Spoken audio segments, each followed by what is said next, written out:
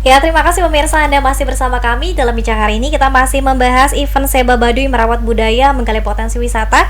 Saya masih ditemani Kiani dan juga Kang Aji. Wah, luar biasa ya. Tadi kita sudah ada clue-clue menarik yang kemudian sampaikan pokoknya juga kepada pemirsa. Namun ada hal yang menarik juga nih, Kang Aji dan Kiani. Mungkin sebelum kita bahas lagi ke kreativitas dan juga menggali wisata. Ini meskipun dia punya nenek moyang taat terhadap tradisi, tapi masyarakat Baduy ini kenapa sih mau mengakui pemerintahan? Nah, ini ada yang menarik nih kayaknya. Kenapa? Ya, saya coba flashback ke masa zaman zaman tuh dibagi tiga. Zaman prasejarah, zaman sejarah, sama zaman sejarah. Baduy ini kapan adanya? Nah, itu ada di zaman sejarah. Awal atau akhir zaman prasejarah. Dengan diketemukannya Lebak Si Bedug, maka disinyalir bahwa itulah komunitas Sunda tertua. Artinya nenek moyangnya Baduy. Ya kan?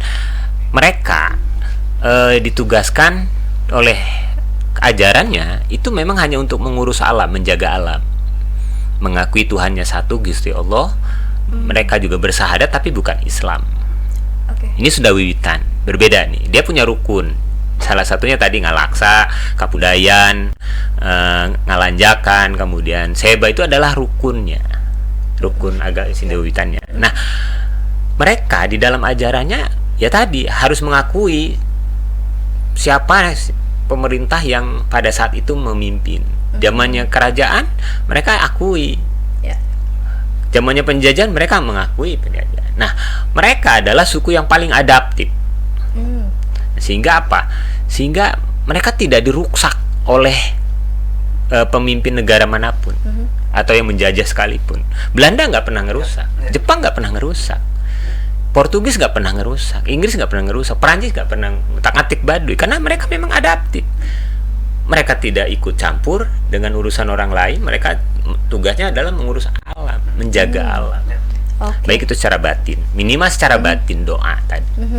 Oke. Kita kembali ke tema ya, Kiani ya. Ini tadi sekilas info aja agar kemudian pemirsa juga paham dan kita semua paham di sini. Dan juga Kang Aji, bagaimana kemudian apa yang bisa kita lakukan nih? Mungkin masing-masing orang punya peranannya tersendiri, pelaku kreatif tentu dengan kreativitasnya dan sebagainya. Tapi jawabannya tadi sebetulnya boleh. Tapi kita harus mulai dari mana nih, Kiani atau Kang Aji? Silakan. Ya, kalau ngomongin kreativitas, ngomongin industri kreatif, maka ada 17 subsektor yang kemudian kita bisa masukin. Ada fashion, kemudian ada film, ada foto, ada event, ada pentas, ada kriya, ada kuliner. Nah, menurut saya Seba Baduy ini ya sesuatu event yang lengkap, yang kemudian kalau misalnya kita telusuri, maka 17 subsektor itu menurut saya itu ikut terlibat, ikut kegrab gitu maksudnya.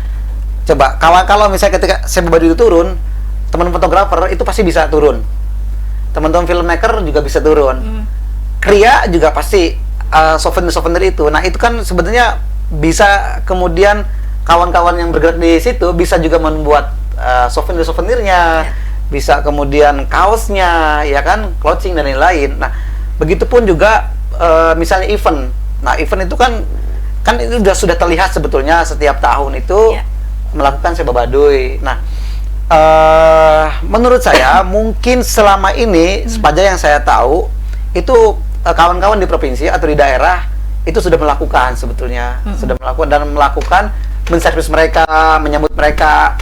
Perlakuan terhadap kawan-kawan saudara kita di Baduy mungkin sudah lumayan jauh lebih baik dari tahun ke tahun kalau menurut saya. Cuma tadi belum memberikan kesan. Nah, sehingga ini bisa punya value dan nilai jual terhadap publik, terutama para wisatawan. Nah, ini menurut saya yang harus kita duduk bareng. Kan kita tidak bisa sendiri nih, apalagi misalnya saya kreativitas mesti berdasar pada research filosofinya. Dalam hal ini makanya saya sering ngobrol sama Kang Yani, ini boleh nggak, ini nggak boleh. Karena kan jangan sampai kemudian kita kreativitas itu penuh dengan inovasi, tapi kan juga jangan sampai lepas dari culture-nya, dari filosofinya. Nah, di Lebak menurut saya ini udah mulai melakukan beberapa terobosan ya, mempackage-nya. Tapi eventnya yang kemudian kurang kaya. Jadi belum melibatkan stakeholder para pelaku industri kreatif. Kalau menurut saya ya.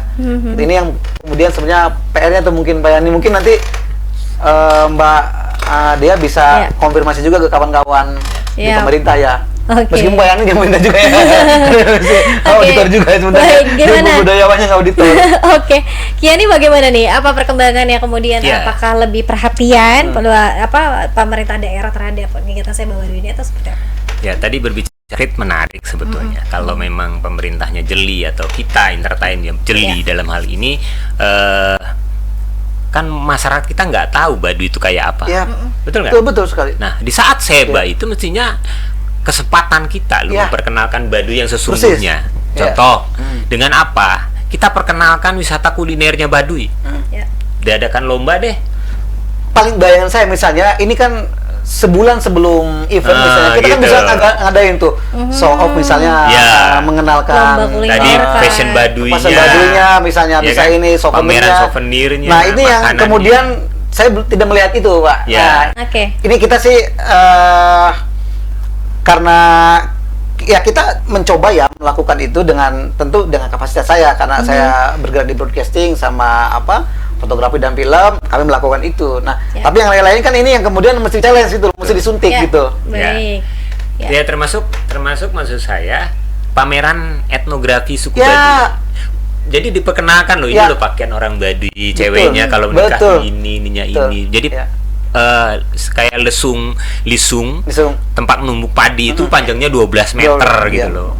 Bagaimana mereka melakukan atraksi numbuk padi, orang banyak gitu kan. Nah, itu kan menarik.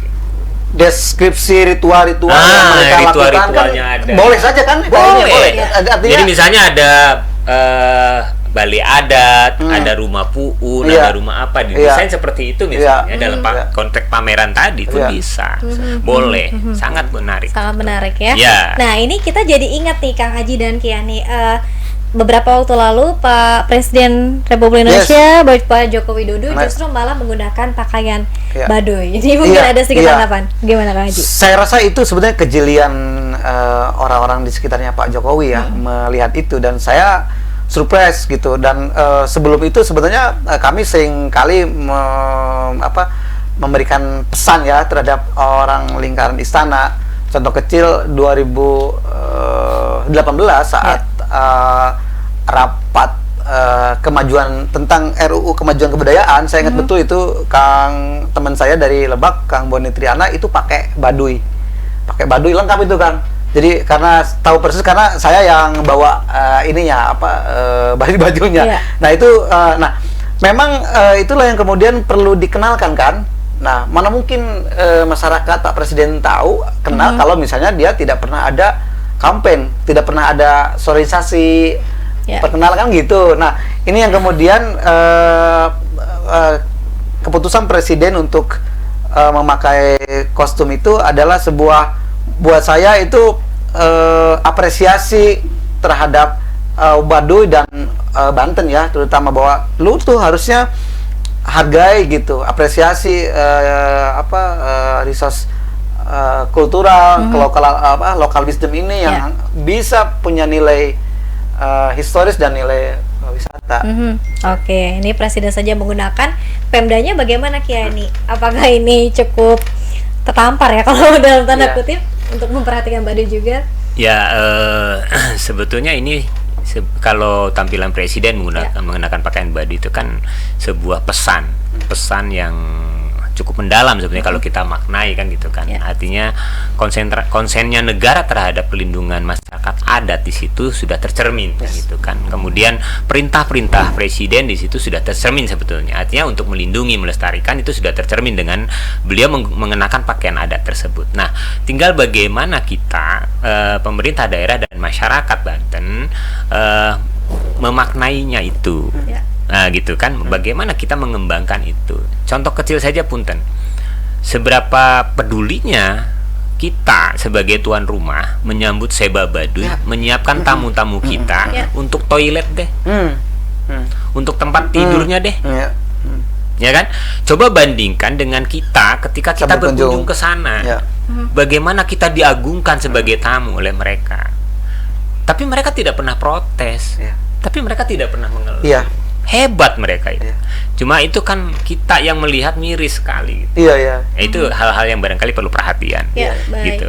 Dan itu menurut saya ini bisa jadi karena masyarakat juga bukan tidak mau sebetulnya, tapi juga masyarakat kita yang di sini mungkin juga karena tidak tahu.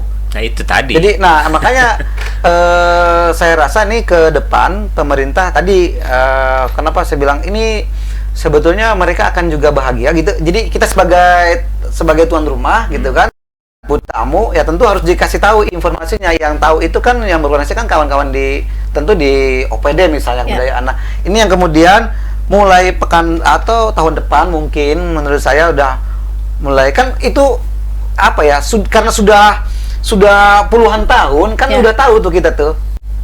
Nah itu yang kemudian harusnya mulai itu udah bikin event tadi sebulan sebelumnya misalnya ada event sosialisasi ke warga. Saya rasa warga juga akan bahagia sih dan siap menyambut kalau menurut saya. Kalau warganya diajak untuk terlibat. Kan gitu. Betul. Selama ini kan warganya hanya diajak suruh nonton saja. Tidak diajak untuk terlibat. Persis. Nah, barangkali ini yang perlu kita rubah barangkali secara perlahan. Tapi yang jelas tadi pemerintah sekarang jauh lebih baik sih daripada sebelumnya pelayanannya. Cuma kita untuk lebih baik lagi. Itulah yang kita lakukan. Nah tadi menarik ada hal yang penginapan dan lain sebagainya. Mungkin itu kecil, tapi justru seharusnya kalau dimaksimalkan dengan baik ini juga bisa sektor wisata tadi untuk homestay dan perhotelan barangkali di Kabupaten Lebak sendiri itu Haji ya. Kalau itu mungkin untuk para pengunjungnya yang nonton dari luar ya. Nah, maksud Kiani ketika konteks orang Baduy kedatang itu kan butuh mereka kan relatif minimal sehari malam menginap ya. Kiani ya. Artinya mereka tuh suka kasihan tuh karena kan saya pernah mendapati pernah standby gitu sampai pagi nonton. Memang ada yang nonton golek ya. Jadi setelah selesai ritual itu ada yang golek, tapi juga ada yang kecapean kemudian butuh istirahat. Nah itu, teman-teman kita di pemerintah itu saya lihat kurang peka tuh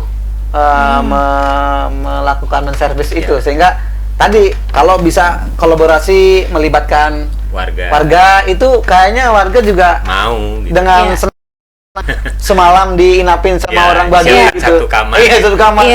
Anggap misalnya rumahnya dia punya 2 kamar lah ya. 2 kamar berarti 2 orang bisa 3 orang dan orang Baduy itu kan nggak repot-repot ini gitu. Baik, perlu sosialisasi dan sentuhan-sentuhan lain ya Kang Haji ya. Gitu. Baik Kang Haji dan Kiani, kita masih ada satu segmen. Nanti kita akan bacakan beberapa pertanyaan nih Kang Haji dan juga Kiani yang sudah mampir di kanal YouTube Sultan TV. Tetap bersama kami pemirsa dalam Bincang hari ini.